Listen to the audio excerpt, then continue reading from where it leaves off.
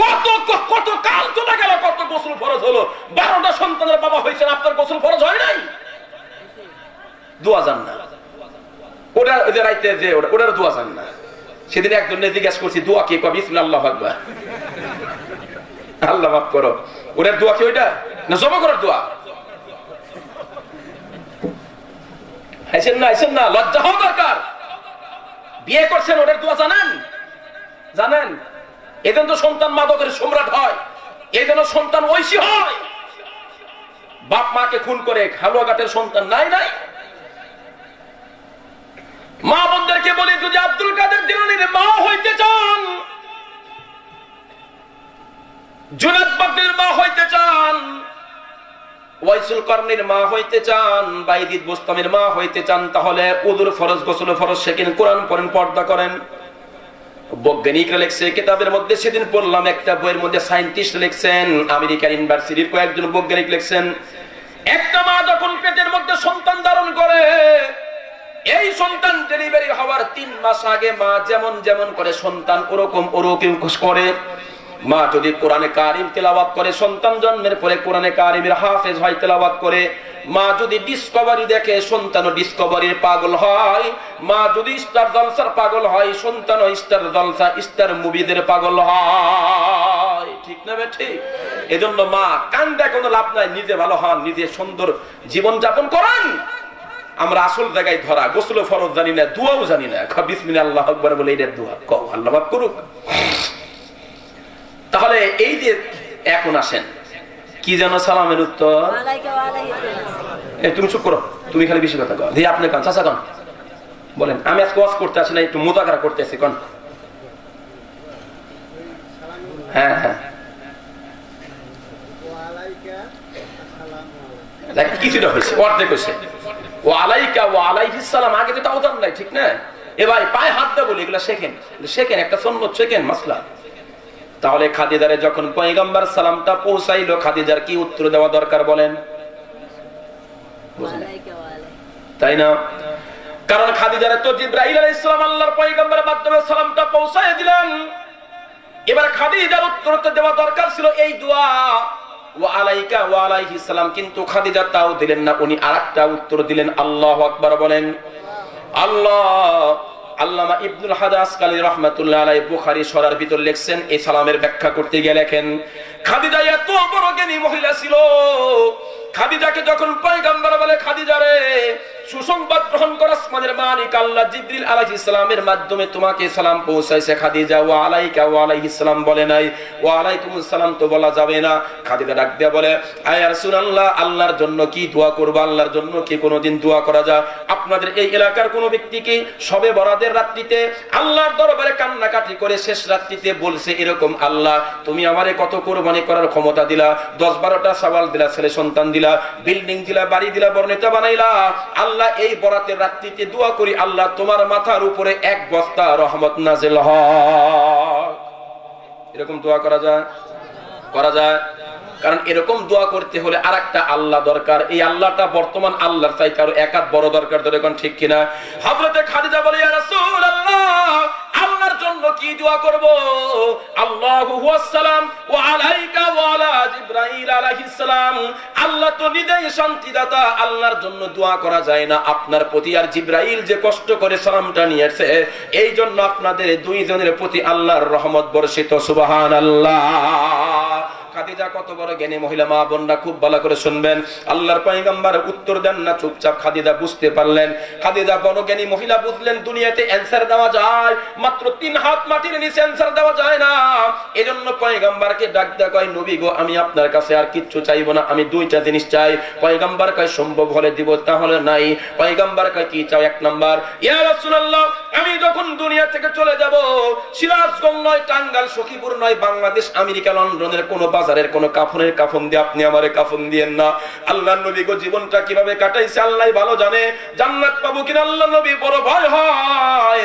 দুনিয়ার কোন বাজারের কাফনের কাফন দিয়ে আপনি আমারে কাফন দিয়েন না। নবী, আমি 25 বছর দাম্পত্য জীবন কাটাইলাম, আপনার গায়ের জুব্বাটা দিয়ে আমি খাদিজার কাফনের কাফন দিয়ে দিবেন। পয়গম্বর ডাক দেয়, খাদিজা এতে তোমার কি লাভ হবে তুমি মনে করো? খাদিজা বলে, ইয়া রাসূলুল্লাহ, আপনার গায়ের জুব্বা যখন আমি খাদিজার কাফন হবে আর মুনকার নাকির যখন প্রশ্ন করতে আসবে, ওই সময় বিশ্বনবী পয়গম্বরের গায়ের জুব্বাটা আমি খাদিজার গায়ের মধ্যে দেখে ফেরেশতা বুঝবে আমি দুনিয়ার কোন সাধারণ মুসলমান নয়, আমি হলাম বিশ্বনবী মুহাম্মদুর রাসূলুল্লাহর দলের মুসলমান। আল্লাহু আকবার জোরে বলেন। মা বোনদের বলে আল্লাহর ভয় করো, আল্লাহর ভয়। ওয়াত্তাকু ইয়াওমান তুরজাউনা ফীহি ইলাল্লাহ। খাদিজার মধ্যে আল্লাহর কি ভয়? পরকালের ভয়।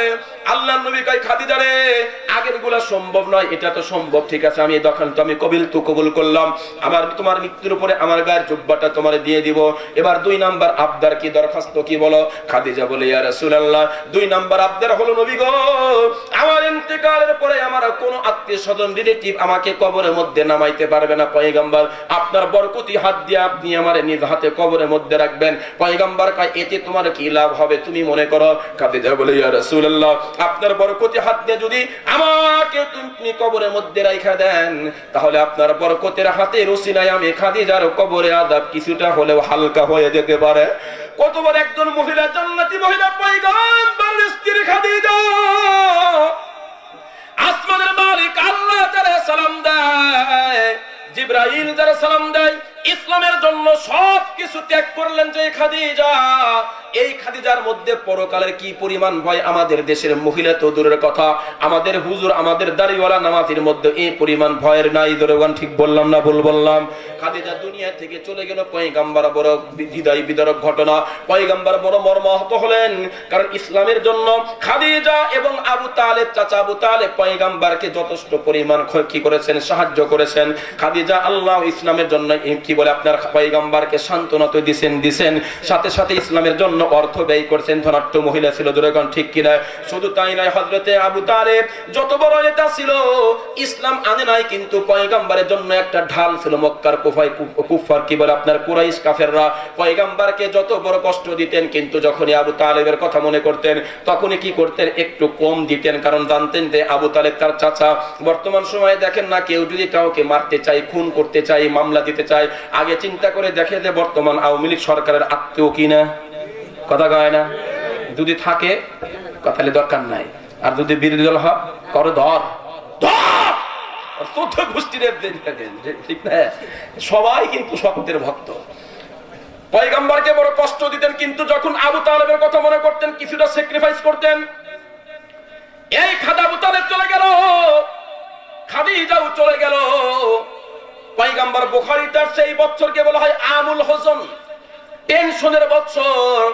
একদিকে খাজা আবু তালেব চলে গেল, হযরতে খাদিজা চলে গেল, পয়গম্বর ভারাক্রান্ত হৃদয় নিয়ে 2টা ওয়াদা করছিলেন, পয়গম্বর 2টি ওয়াদা পুরা করলেন। 1 নাম্বার, পয়গম্বর নিজের গায়ের জুব্বা দিয়া খাদিজার কাফনটা দিয়ে দিলেন। 2 নাম্বার, পয়গম্বর লাফায়া কবরের মধ্যে নামলেন। কিন্তু ঘটনা একটা ঘটে গেল, যেই মাত্র পয়গম্বর হযরতে খাদিজার চেহারাটা কিবলার দিকে করে দিলেন। আপনাদের এখানেও এরকম করা হয়, আপনারা লাশ মাইয়িত মাটি দেওয়া দেখছেন কি দেখেন নাই?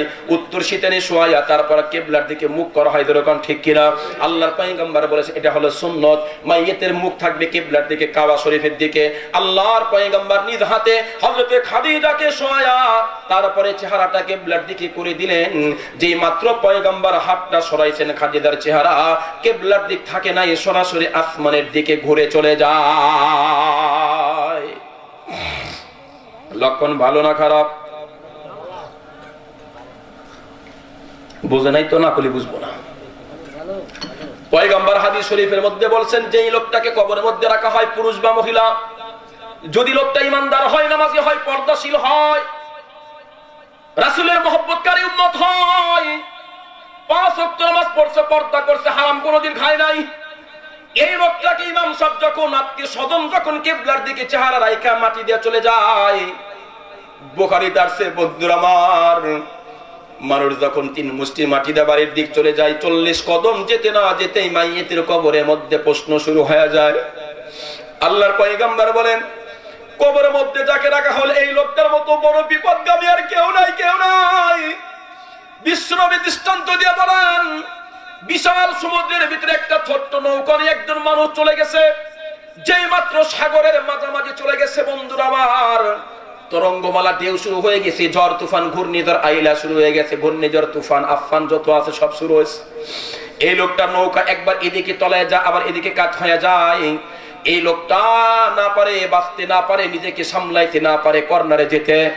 এই লোকটা যত বড় মুসিবতের মধ্যে পড়ে, বিশ্বনবী পয়গম্বর বলে তার চাইতে বড় মুসিবতের মধ্যে পড়ে ওই লোক যাকে কবরের মধ্যে রাইখা লোক বলে চলে যায়, কবরের মধ্যে রাইখা সব মানুষ চলে যায়। আল্লাহর পয়গম্বর বলে বুখারীতে আসছে, বন্ধুরা আমার, মানুষগুলো যখন বাড়ির দিক চলে যায় পায়ের স্যান্ডেল আওয়াজ মাইয়েত কবর থেকে শোনে আর গয়া হাতে, আবার রাইখা সবাই চলে গেল। আমি এখানে একা একা কি করব, আমার আযাব হইলে কেউ আমারে দেখার নাই। আল্লাহর পয়গম্বর বসে আছেন, হযরতে খাদিজা।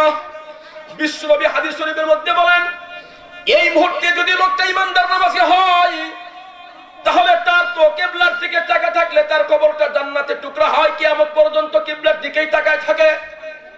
লোকটা যদি বেনামাজি হয়, বেঈমান হয়, ঘুষখোর চাঁদাখোর হয়, আল্লাহর হুকুমের নাফরমান হয়, তাহলে ওই লোকটা যখন রাইখা সমস্ত লোক চলে যায়, মুনকার নাকির এসে কানটা ধরে কিবলার দিক থেকে পূর্ব দিক করে দেয়। মুনাফিকের বাচ্চা মুনাফিক, এই মুনাফিক, ৭০ বছর আল্লাহ হায়াত দিয়েছিল, একটা সেজদা জীবনে কোনোদিন বাইতুল্লাহর দিকে যাস নাই, আজকে মৃত্যুর পরে তোর চেহারা কিবলার দিক থাকতে পারে না। মুনাফিকের বাচ্চা মুনাফিক বলে কানটা ধরে কিবলার দিক থেকে পূর্ব দিক ঘুরে দেয়। পয়গম্বর কথার চেহারাটা পূর্ব দিক ঘুরে যাওয়ার কারণে তার কবরটা জাহান্নামের গর্ত হয়ে যায়। এবার বলেন তো দেখি, হযরতে খাদিজার চেহারা কিবলার দিক থেকে ঘুরে যায়, লক্ষণ ভালো না খারাপ? আরো জোরে বলেন। বাহ্যিক দৃষ্টিতে লক্ষণ খারাপ।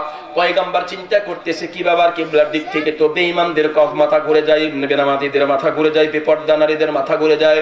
আমার খাদিজা তো জান্নাতি একজন মহিলা, 25 বছর দাম্পত্য জীবন কাটাইলাম। আসমানের মালিক আল্লাহ দ্বারা সালাম দেয়, জিবরিল আলাইহিস সালাম তাকে সম্মান দেয়, ইসলামের জন্য সব কুরবানি করে দিল খাদিজা। আর এই খাদিজার চেহারা কিবলার দিক কেন থাকে না, আসমানের দিক ঘুরে যায়। পয়গম্বর আবার হাত দিয়ে ঘুরে দেয়, আবার থাকে না, আবার ঘুরে দেয়, আবার থাকে না।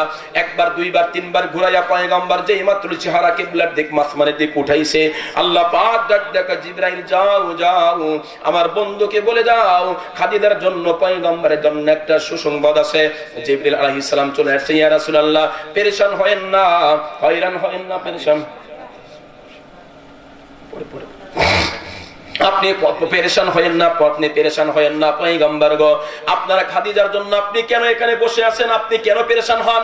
আল্লাহর পয়গম্বর গো, জিবরাইল রে, আমার খাদিজা বড় আল্লাহর জান্নাতি বান্দি, তুমি যারা সালাম দিছো, আল্লাহ যারা সালাম দিছে, তোমার মাধ্যমে তো সালাম দিল।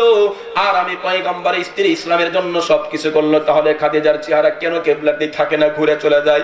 জিবরাইল ডাক দেয়, পয়গম্বর টেনশন নিয়েন না, আপনার খাদিজার জন্য সুসংবাদ আছে। পয়গম্বর কি সুসংবাদ আমি তো বুঝে আসে না।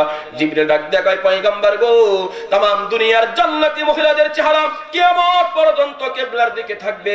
আর আপনার খাদিজার মধ্যে আল্লাহর এই পরিমাণ ভয় ছিল, কবরের ভয়, পরকালের ভয়, মিজান ফুলসিরাতের ভয়, আল্লাহর সামনে কোন মুখ নিয়ে দাঁড়াবে এই ভয়। এই খাদিজার মধ্যে আল্লাহর এই পরিমাণ পরকালের ভয় ছিল। ওয়াত্তাকু ইয়াওমান তুরজাউনা ফীহি ইলাল্লাহ, এই ভয়ের কারণে আল্লাহ পাক খুশি হয়া तमाम দুনিয়ার জান্নাতি মহিলা কিবলার দিকে তাকায় থাকবে। আর আপনার একমাত্র স্ত্রী খাদিজা কিয়ামত পর্যন্ত কিবলার দিকে নয়, মাটির ভিতর থেকেও, কবরের নিচ থেকে আল্লাহর আরশে আযীম দেখতে থাকবে। সুবহানাল্লাহ, আল্লাহু আকবার। শুনে বলেন কত বড় কথা, আল্লাহর আরশ দেখবেন কবরের নিচ থেকে। আল্লাহু আকবার। এরকম জীবন আমাদের গঠন করা দরকার, কি বলেন? আমাদের মধ্যে তো আল্লাহর ভয় নাই, আমাদের মধ্যে আল্লাহর কোনো ভয় নাই, সুদ ঘুষ সব খাইছে খাই। এই যে করোনা শুনতেছি ৮-৯ মাস হলো, জিনা বন্ধ হয়েছে, দুর্নীতি বন্ধ হয়েছে। হ্যাঁ, করোনার মধ্যেও দুর্নীতি হয়েছে, হাসপাতাল নিয়ে, ওই যে কি করে মাস্ক নিয়ে, কত কিছু নিয়ে। যেই দলের লোকই হোক, আমরা তো অন্যায়ের বিরুদ্ধে কথা বলি, কোন দল আমাদের কাছে টার্গেট না। কথা বলেন, আরো যারা বলেন, কোন টার্গেট না। হযরত উলামা কিরাম, হক্কানি উলামা কিরাম, ওনারা আওয়ামী লীগ, বিএনপি কোন দলের দালালি করে না, দালালি করি আমরা আল্লাহ এবং রাসূলের। কথা বলেন না কেন? সত্যি কথা। আল্লাহ, কারো প্রতি আমাদের কোনো বিদ্বেষ নাই, কারো প্রতি কোনো আমাদের শত্রুতা নাই। আল হুব্বু ফিল্লাহ ওয়াল বুগযু ফিল্লাহ, মান আহাব্বা লিল্লাহ ওয়া আবগাযা লিল্লাহ ওয়া আ'তা লিল্লাহ ওয়া মানা লিল্লাহ ফাকাদ ইসতাকমালা ঈমানুহু। পয়গম্বর যে মুসলমানের মধ্যে 4টা কাজ গুণ থাকবে। 1 নাম্বার, কাউকে মহব্বত করে আল্লাহর জন্য, কাউকে কারো সাথে শত্রুতা করে আল্লাহর জন্য, কাউকে কিছু দান করে মসজিদ মাদ্রাসা মাহফিলে তাফসিরে আল্লাহর জন্য, কাউকে কিছু দেয় না, দুর্গা পূজা মুদা যত যা আছে মুসলমান দান করে না, ওটাও আল্লাহর জন্য। পয়গম্বর 4টা গুণ যার মধ্যে আছে ও হলো 1 নাম্বার ইমানদার। আমরা তো প্রথম নাম্বারে ধরা, ভালোবাসি স্বার্থের জন্য, কথা কয় না, কিছু পাওয়ার আশায় 100 টাকা দান করি তাতে 200 পাই, আর একজনকে ভালোবাসি যেন ভালোবাসা অর্থে বেশি পাই, ওই কয় I love you, I love you too. আমি বেরিয়ে আবার কি, মানে উনি বুঝাইলো যে আপনি যে ভালোবাসেন তার সাথে ডবল ভালোবাসেন। এগুলো আপনারা বুঝবেন এই জামানার আগে আই লাভ ইউ টু, আল্লাহ মাফ করুক, এগুলো বাদ দেন। পয়গম্বর স্ত্রী খাদিজা কত ভয়, জান্নাতি মহিলা, অথচ তার মধ্যে কত ভয় ছিল। আল্লাহর পয়গম্বর বললেন তাই নাকি? বলে হ্যাঁ। মাটি দিয়ে সব মানুষ চলে গেল, পয়গম্বর বসে আছে, যায় না যায় না। জিবরিল আলাইহিস সালাম ডাক দেয়, পয়গম্বর আপনি বাড়ি যান না কেন? সবাই তো চলে গেল, আপনি কেন বসে আছেন? পয়গম্বর কয় খাদিজার জন্য বড় মায়া লাগতেছে, কারণ খাদিজা আমার সুখের দিনের সাথী, দুঃখের দিনের সাথী। আরে যখন কালেমার দাওয়াত নেওয়া ঘরে ঘরে যাইতাম, আবু জাহালের বাড়িতে যাইতাম, আমারে ধাক্কায় বার করে দিত। উতবা সাহেবের বাড়িতে যাইতাম, আমারে ধাক্কায় বার করে দিত। গভীর রাতে কালেমার মিশন শেষ করে যখন বাড়িতে ফিরতাম, কোনদিন রাত 1টা 2টা 3টা 4টা বাজত। যতদিন আমি খাদিজার দরজার সামনে এসে একবার বলছি খাদিজা,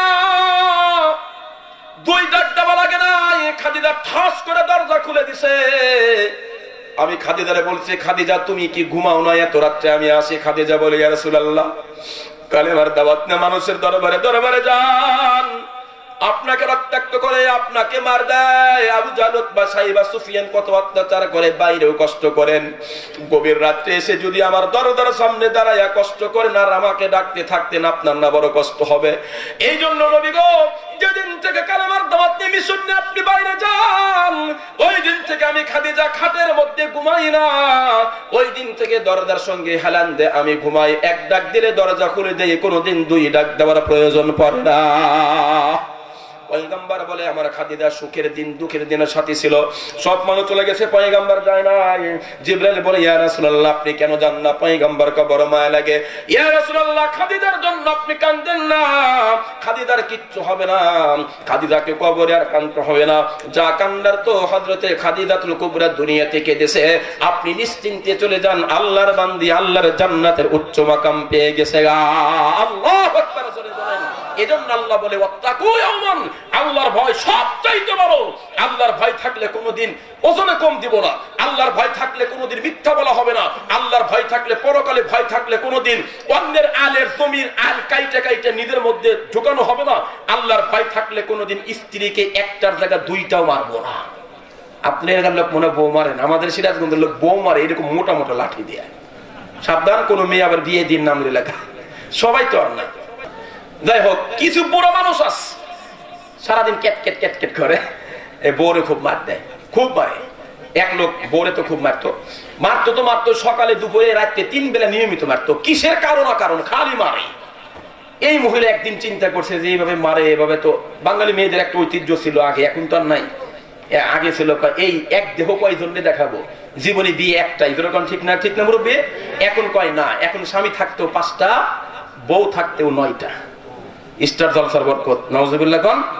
হ্যাঁ তোরা বলেন।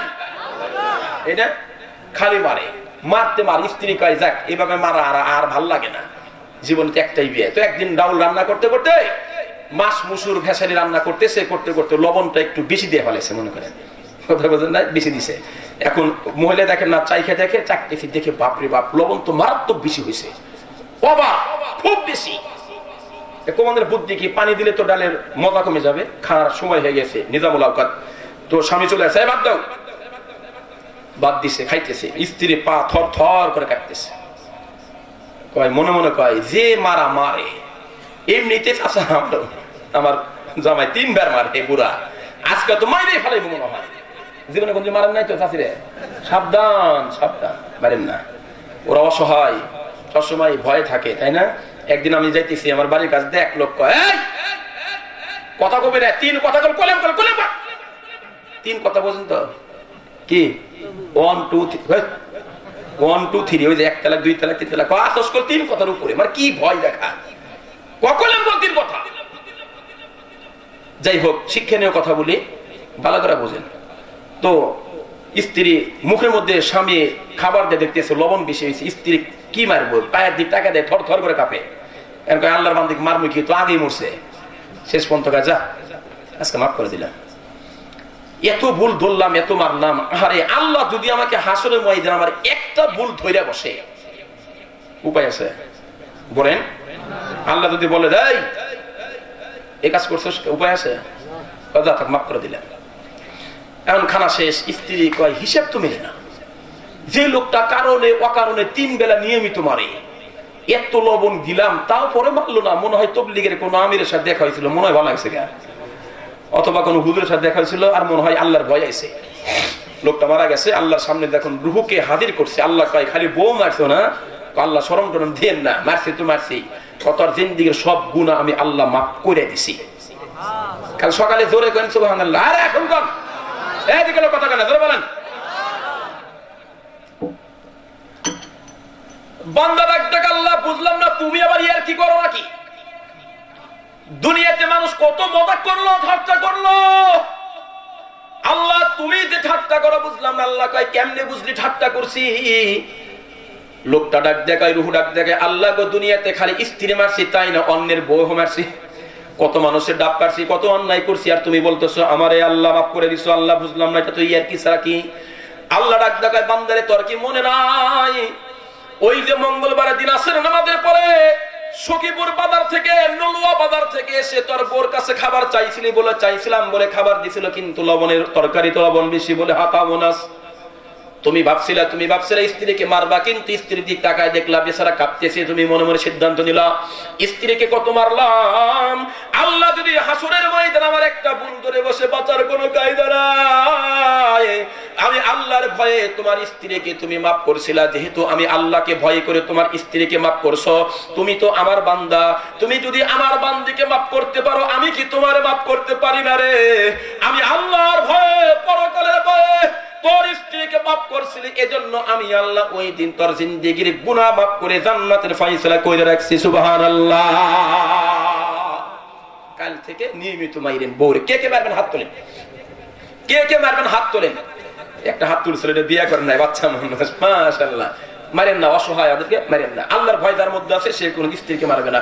খোদার কসম ফতোয়ায় স্বামীর মধ্যে আছে, এখানে আলেম ওলামা আছে, স্পষ্ট লেখা, কোন ব্যক্তি যদি কোন স্ত্রীকে অন্যায় ভাবে একটা থাপ্পড় দেয়, এই অন্যায় ভাবে বিনা কারণে, কাল কিয়ামতে আল্লাহর আসামির কাঠগড়ায় স্বামীকে জবাবদিহি করতে হবে।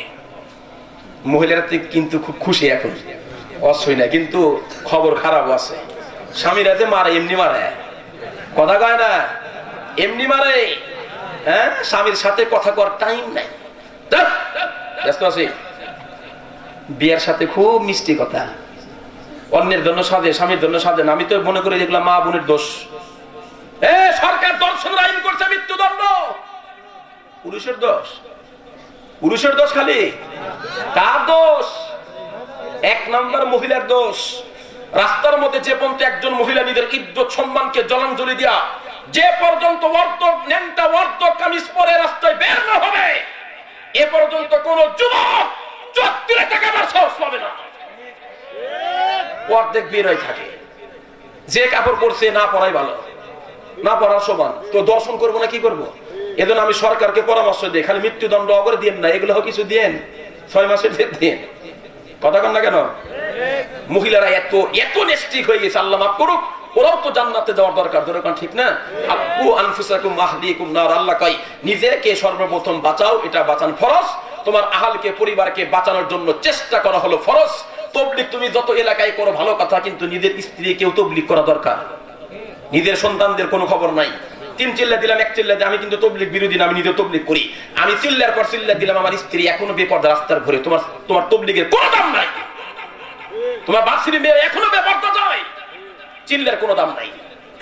আগে ঘর ঠিক করা দরকার। দলিল দেখ, হুজুর রাসূল তো মক্কা পারে নাই, মদিনা হিজরত করছে, তুমি আর রাসূল সমান? মাসলা আমগরে বুঝাও। আল্লাহ হেদায়েত করুন, আমিন জোরে কোন আমিন। আল্লাহ ওয়াত্তাকু ইয়াওমান তুরজাউনা ফীহি ইলাল্লাহ। আল্লাহ কয় ওই দিনকে ভয় করো, সামনে আছে, সামনেই আছে। করোনা তো একদিন না একদিন যাবে, কিন্তু মৃত্যু আসবে। আমরা আজকে দোয়া করব এলাকার সমস্ত মুরব্বী যারা চলে গেছে, আল্লাহ সবাইকে মাফ করে আমিন। বিশেষ করে যাকে উদ্দেশ্য করে হাজী আব্দুল খালেক মুন্সি, মেহেদিবার কি হয়, দাদা নাকি, দাদা না, আমি বুঝছি 21তম, তার মানে উনি খুব ভালো একজন বুজুর্গ মানুষ ছিলেন, তাই না? এজন্যই ওনার নামে 21তম মাহফিল হচ্ছে। আল্লাহ কিয়ামত পর্যন্ত এই মাহফিলকে জারি আর কায়েম রাখুক, আমিন জোরে বলেন। দেখেন মানুষকে খানা খাওয়ালে এটা সব আছে, বাকি ওয়াজ মাহফিলের যারা লাভ কি জানেন? এই যে আজকে আমরা 2-3 জন আলেম কথা বললাম, এক একজন এক এক কথা হয়েছে, তাই না? কারো কথা মিল নাই, দু একটা হতে পারে, কিন্তু এক একজনের এক এক রকম কথা। এখান থেকে আমাদের অনেক কিছু শেখার আছে। আমি মনে করি যে আজকে যদি আমার ওয়াজের আপনারা কিছু নাও পেয়ে থাকেন, সালামের যে উত্তরটা শিখছেন এটাই আমার জন্য যথেষ্ট। কথা কন না কেন, জোরে বলেন। এই জন্য এই মাহফিল গুলা কিয়ামত পর্যন্ত হওয়া দরকার। আজকে মাহফিলের বিরুদ্ধে অনেক ষড়যন্ত্র চলতেছে। সরকার কিন্তু বলছে, এই আপনার স্বাস্থ্যমন্ত্রী জাহিদ মালিক সাহেব বলছেন যে আপনারা স্বাস্থ্যবিধি মেনে মাহফিল করতে পারবেন, নিষেধ নাই। কিন্তু আমাদের দেশের কিছু নেতা আছে দেখবেন প্রধানমন্ত্রীর চাইতে বড় মন্ত্রী। প্রধানমন্ত্রী ওখানে একটু সামান্য এলাকা, উনি আমার সিরাজগঞ্জ থেকে লম্বা কথা কয়, কথা কয় না, এগুলা বাদ দেন। ভালো ভালো এত মাতবাড়ি ভালো লাগে না।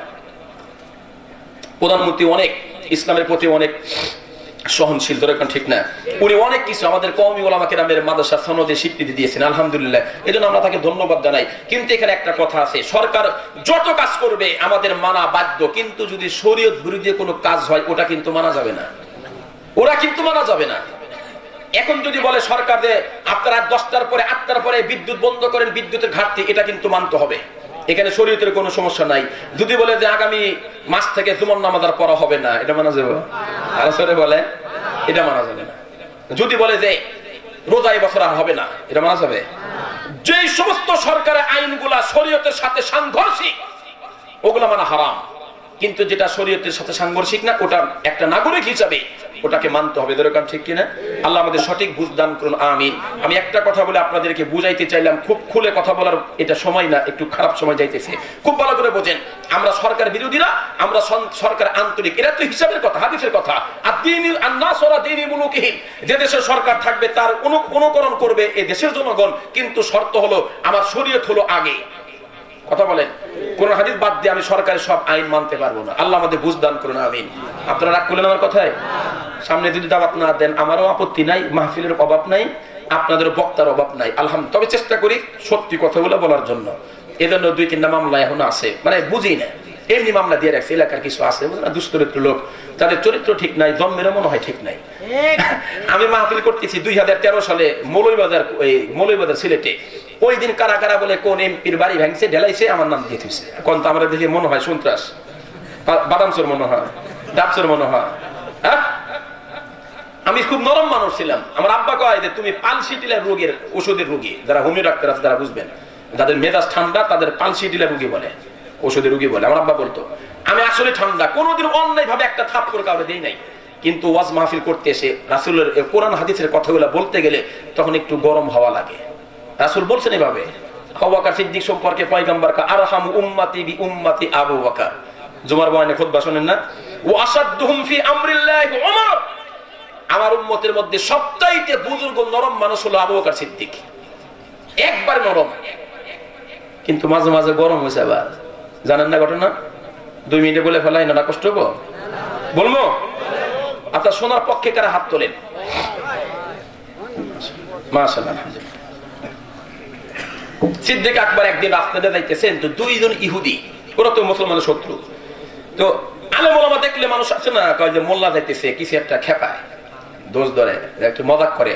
হ্যাঁ, তো যাইতেছে এক ইহুদি আর এক ইহুদি ডাক ডাক, কি শুনছো? এতদিন শুনলাম আল্লাহ রাসূল আব্দুল্লাহর বেটা মোহাম্মদ ফকির, শুনতেছে আল্লাহ বলে ফকির হয়ে গেছে গা, নাউজুবিল্লাহ। এই কথা যখন শুনছে সিদ্দিক আকবর তখন ব্রেক করছে, এত বড় কথা, আমার নবীকে ফকির কইছে, আমার আল্লাহ ফকির কা। তা আরেকজন আবার শুনে শুনে বলে, আরেকজন কয় কেমনে? ওই যে জিবরাইল আইছিল নাকি শুনলাম, আয়াত নাযিল করছে মাইয়িকরিদুল্লাহ করদান হাসানা, আল্লাহ কে আছে আল্লাহকে ঋণ দাও, তো যে ঋণ চায় সে তো ফকিরই হয়, তাই না? এই কথা যে বলছে না, সিদ্দিক আকবর তো 1 নাম্বার মুসলমান, জোরে গান ঠিক না? টাঙ্গালের মুসলমানের মতো 1 নাম্বার, জোরে গান ঠিক কিনা? ঠাস করে গালের মধ্যে থাপ্পড় দিছে বসায়া, মাথা লাল হয়ে গেছে, গালটা ধরে এই কথা বলবাতে খিচুড়ি নাই, ক্লিয়ার আছে। গোলে পয়গম্বর, ইয়া রাসূলুল্লাহ আপনারা আবু বকর আমার মারতে বিচার দেন। পয়গম্বর কয় আবু বকরকে ফাঁসাইও না, বেচারা দুর্বল নরম মানুষ, মনে ওমর মারছে। কয় না আবু বকর মারছে। কয় না আবু বকর তো চট্টর দেয় না, ওমর মারছে। কয় হুজুর চর কি আপনি খাইছেন না আমি খাইছি? কয় তুমি খাইছে। কয় আজকে শব্দ আবু বকরই দিছে। আবু বকর এরকম করে না, নোটিশ পাঠাইছে আবু বকর আসো হাজিরে যাও, তুমি আর মারছো কেন? সিদ্দিক আকবর কয় ইয়া রাসূলুল্লাহ যদি আপনি অনুমতি দেন তাহলে আগে মারছিলাম ডান গালে, এখন বাম গালে আরেকটা মারি। পয়গম্বর কয় এখন তোমার কথার দ্বারা বুঝলাম যে আগেরটা তুমি বসাইছিলে, ঠিক না?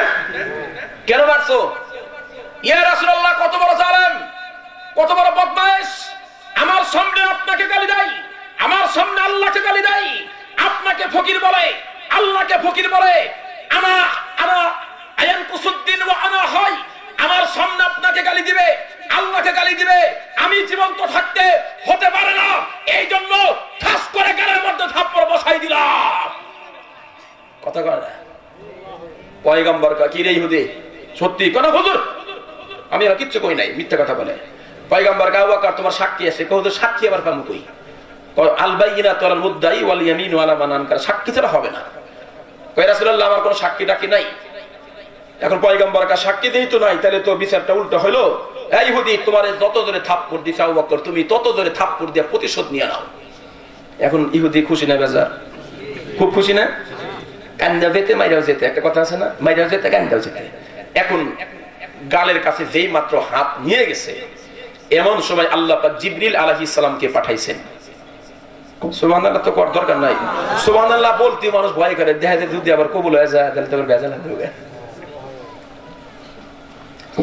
জিবরিল আসলাম ডাক দেয় নবী গো, ইয়া রাসূলুল্লাহ বিচার কার্যকারী পরে করেন, এই দুনিয়াতে সিদ্দিক আকবরের সাক্ষী না থাকতে পারে। আল্লাহ নবী গো, আসমান জমিনের মালিক আপনাকে আমাকে যিনি বানাইছেন, আসমানের মালিক আল্লাহ নিজেই আবু বকরের পক্ষে সাক্ষী হয়ে গেছে গা।